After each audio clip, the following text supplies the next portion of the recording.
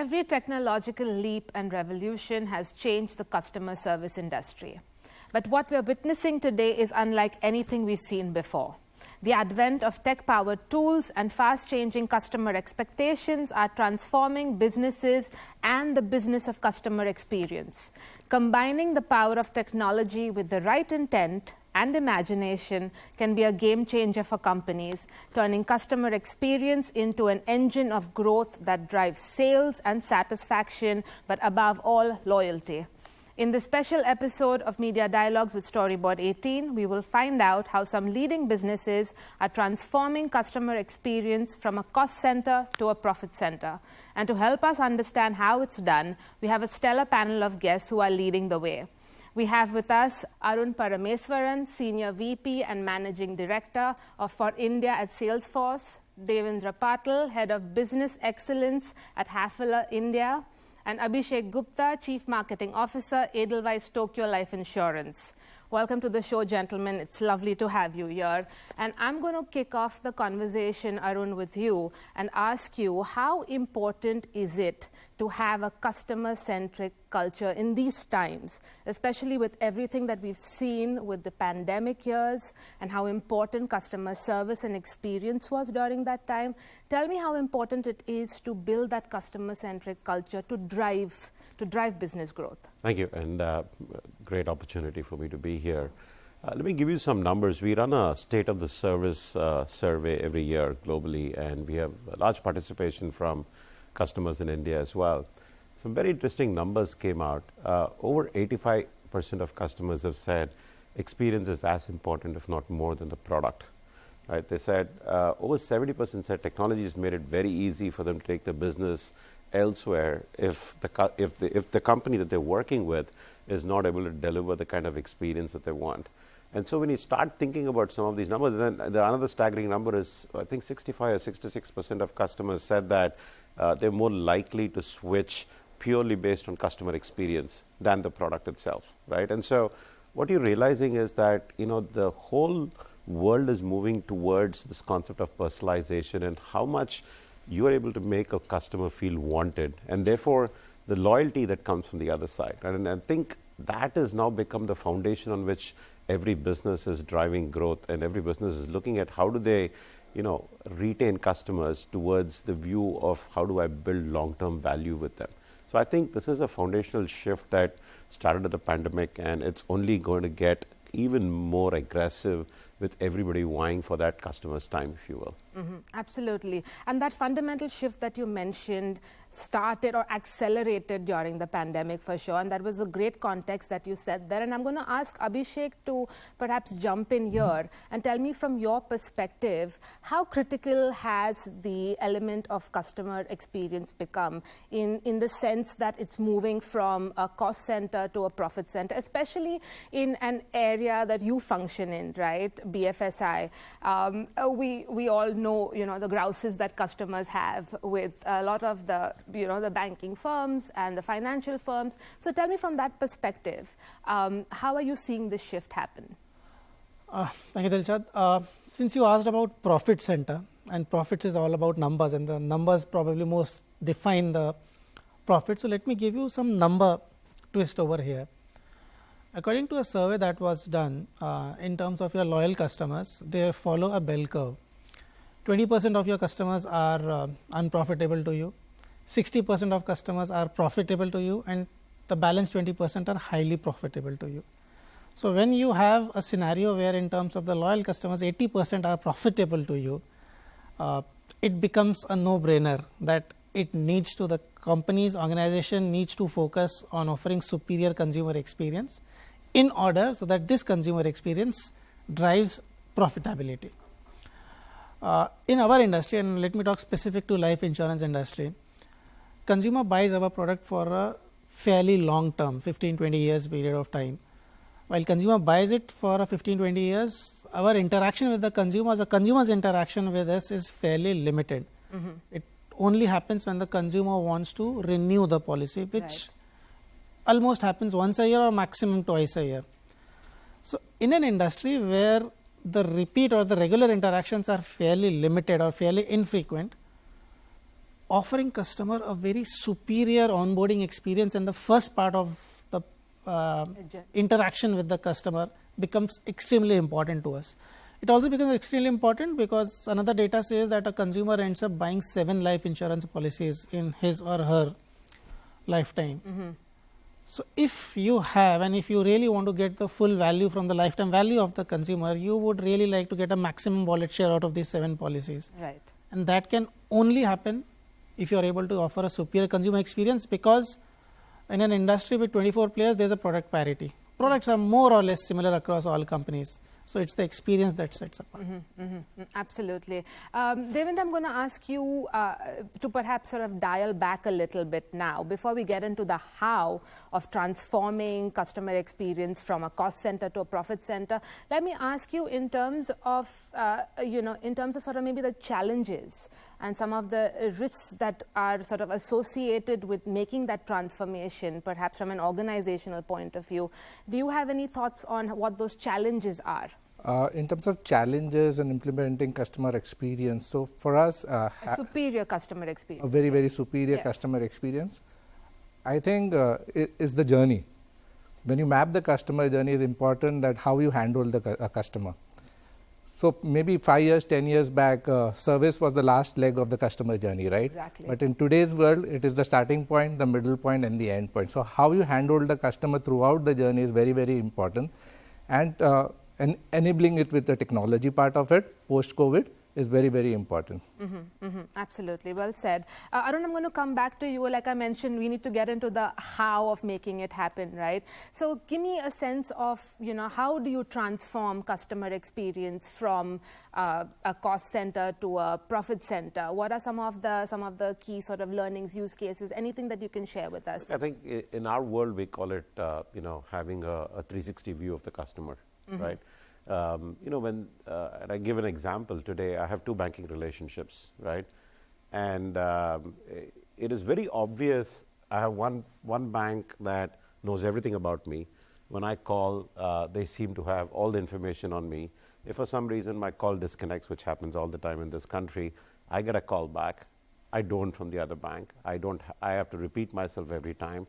They don't seem to have information on what what my issues are, what my last, for example, if I get disconnected, I have to start all over again. There is no, again, start the story all over again, right? So the concept of a customer 360 is becoming extremely crucial. The moment you build that, right, and you're now able to take all touch points that the customer has with you as a company and able to present that to somebody and say, every time, I call in or every time I have a touch point, an engagement, whether it's on a website, it's a chat bot, it's a call that I make, if I'm visiting a branch of a bank or, a telecom provider, that foundationally will change my view of who I want to do business with, right? So I think where it comes down to, and that's the business that we are in, we believe that our motto is to make every one of our customers, make them the customer company for their customers, right? How do they engage? How do they provide that real-time engagement? So if you think about the future we believe is winning 4 battles. How do you present data in real time, right? How are you going to use, I know your favorite topic, artificial intelligence, because data is going to be in trillions of interactions. How are you going to use artificial intelligence to present the right data? And then how are you going to use the combination of data and AI to personalize what you want to tell your customer so that he engages with you? And like you said, right, if you're a life insurance company and you've got somebody who's only interested in engaging with you twice a year, how do you keep that connection going, right? And so I think the challenge is going to be having a holistic view of the customer and then using the rest of these, what I call the legs of technology, to make sure that you're able to constantly engage with that customer. Because right now, my time is limited, right? So I'm going to go where I know that the company or the customer, the organization that I'm engaging with knows me, knows what I want, is 2 steps ahead of me. It's a little scary. Yes. But it's a little scary, but that's where the world is. But that's what the customer expectation is today, right? You, first of all, you don't want to be hung up on. That's the start. Right. But if that happens, you don't want to tell your story again. You don't want to feel like you are in a loop or perhaps a Groundhog Day of sorts. But Devendra, you would like to add something to that, perhaps, because I saw you nodding there to some of the points that Arun was making. Yeah. So fill us in on what you're thinking. I would just like to add that understanding personas of the customer is also very important. So there are different customers with different needs, and you cannot provide a standard service to all the customers, right? Because every customer will have a different need altogether. Some customers would prefer to chat with a bot, but some customers would still prefer a human. So when you have different communication channels available with the customer, be it a chat bot or a voice bot or a human element, it is very important that the offerings are different for different customers. So you cannot switch off one, because it's a transition from a human interaction to a technology and maybe tomorrow a generative AI. But you cannot switch off, or you need to give options to the customer and choose as per their personas. Yes, yes. It's also sort of augmented intelligence is what we've also been talking about. If I may just add, right, I think it essentially comes down to two things: customer segmentation and personalization. Yep. Right. So today we're working with a cinema hall. If you walk into the hall with, they'll essentially know who you are. And when you walk into the hall, you get an SMS saying, hey, would you like to have a meal package of popcorn plus Pepsi? Because we know that last time you were here and you watched a movie, you bought a popcorn plus Pepsi combo, right? And so we know that, over the last 4 times, you've had a propensity to buy something. And so my ability to nudge that customer and say, hey, I've got something special for you, comes from the fact that I know who that customer is. Right. I've segmented that customer, and I'm now able to personalize my offer to that customer, understanding that his propensity to buy is going to be much higher, right? So the notion of spray and pray, which is how marketing was done. Even digital marketing 3 years back was essentially blast emails, blast SMSs. That ain't working anymore, right? So I think the world is moving very fast and furious. Almost all of our customers today want to be able to do that segmentation, and want to be able to deliver that hyper-personalization. Absolutely. Abhishek, you were nodding too there. Hyper-personalization, you mentioned, of course, insurance is a very sort of different beast altogether. But from what you're hearing from your perhaps colleagues everywhere in the industry, what are you hearing in terms of that sort of hyper-personalization drive? And that's transforming, of course, customer experience. You see, insurance, as I was telling you, is a long-term product and a consumer buys. And over this period of the journey, there are many life stages, changes happens for the customer. And these life stages always act as a trigger. So the moment you get married, you realize that there's a responsibility, and therefore you start thinking of insurance. You have a childbirth, you start thinking of insurance. The child starts going to school and the first big expense hits you, then you realize I need to start planning for education. So all these are triggers, and we actually map these triggers because these are the triggers. It is the right trigger for us to pitch our product. The challenge that we face is, how do I know that this trigger is happening in the life of the customer? Because this particular customer has bought an insurance for me probably when this customer was unmarried. Now he or she is married, now has a kid, now the kid is going to school, but do I have the enough knowledge with me that the trigger has happened? If I have, then I am able to personalize my offering to this customer basis the life stage that the consumer is in. That's a challenge that the entire industry is facing, and if we are able to solve for it, which I believe, yes, because of hyper personalization, because of a lot of the new technological tool which is coming, we are able to do it. It also, one point that I would like to drive, it also depends on the culture of the organization. Does the culture actually promote that you need to start nurturing the customers over a period of time, or it is only driven by short-term gains, just do a sale today and forget about it? Right. So I will the customer as a human being. Yes, and therefore I will still place the culture above everything else. It's above the tools which are available, it's above the technological challenges, plus the innovations which are coming. I'll put the culture on the top of everything. Right. I mean, again, back to the point about a culture-centric approach, right, and a philosophy. Sorry, Devendra, please go on. Just adding to that, there's a saying, culture eats strategy for breakfast, right? And it starts from dinner, of course. So it starts from the beginning. So customer experience is not a department's job, right?